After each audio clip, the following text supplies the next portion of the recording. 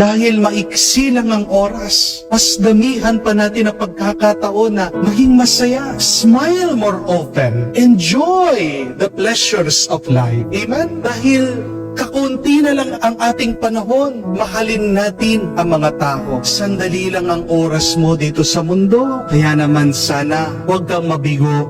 Maging tapat at magmahal sa Diyos.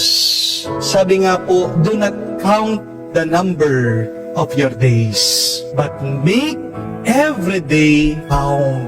Yung bang bawat araw ng ating buhay, pinapahalagan natin. Yung bang bawat oras, segundo ng ating buhay, ginagawa ba nating makabuluhan? Do you make your time here on earth memorable? Dahil sandali lang ang buhay. Sana, wag na po nating hayaan magtagal ang lungkot. Amen?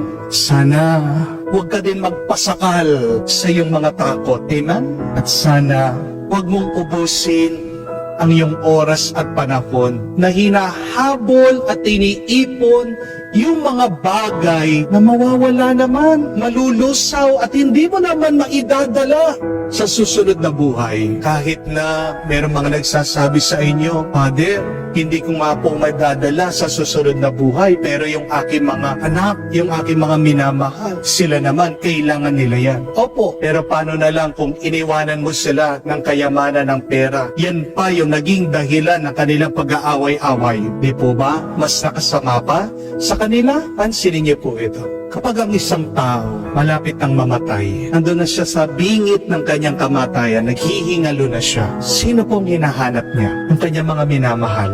Yung iba pa nga, pag sobrang sakit ng kanilang nararamdaman, tinatawag nila yung kanilang mga nanay. Ina ko po! Ina ko po! Di po ba? Ganyan sinasabi nila. Pag ang isang tao malapit ang mamatay, doon lang niya naaalalang magdasal.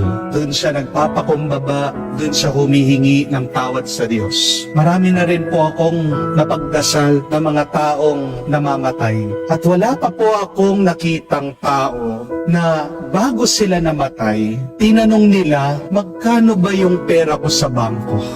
Wala po. Wala po akong tao na alam na bago sila mamatay, tinanong nila, nasan ba yung pitaka ko? Nasan yung mga inipon ko? Walang taong namamatay na bago man siya mamatay, hahanapin niya yung kanyang maganda sasakyan.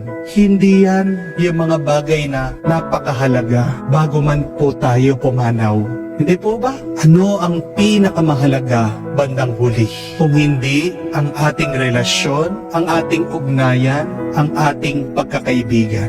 Si Haring David, isa po sa mga pinakamatalinong tao, isa din po siya sa mga pinakamayaman na tao nung panahon niya. Pero mababasa niya po sa Salmo, dun sa mga awit na sinulat niya, meron siya napagtanto, meron siya naisip. Sabi po niya, Lord, teach us to number our days that we may gain wisdom of heart. Ang dami po sa atin, no? Mangmang, nalilito, nawawala, nagwawala sa buhay. Hindi alam yung direksyon, hindi alam yung gagawin.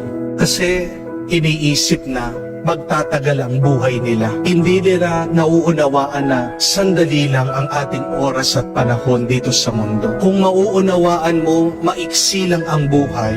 Di ba uunahin mo yung tunay na mahalaga?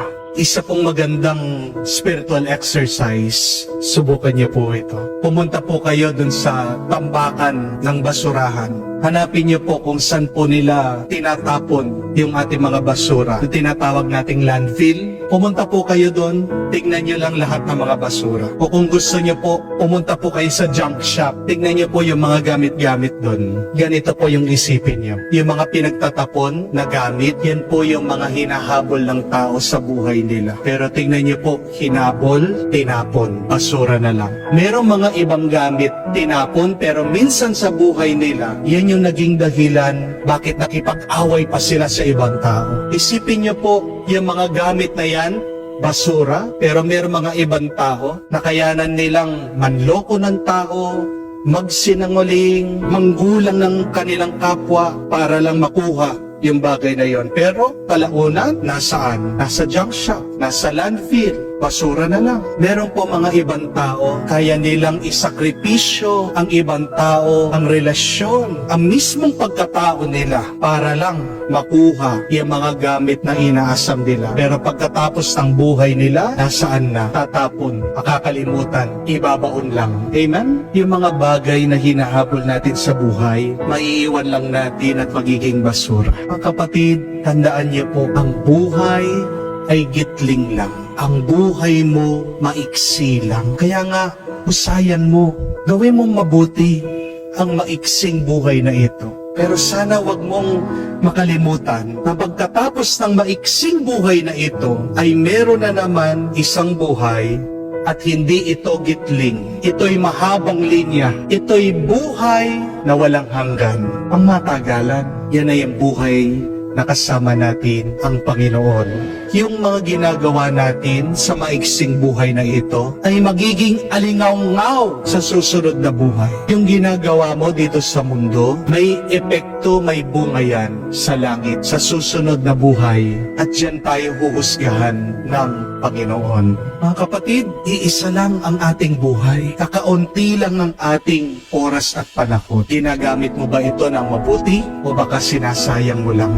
Kung gusto mong maging maganda ang susunod na buhay mo, pagsumikapan mo, gawin mong maganda ang buhay mo dito sa mundo. Magiging tunay na maganda yan kung mananatili ka kasama ang Diyos.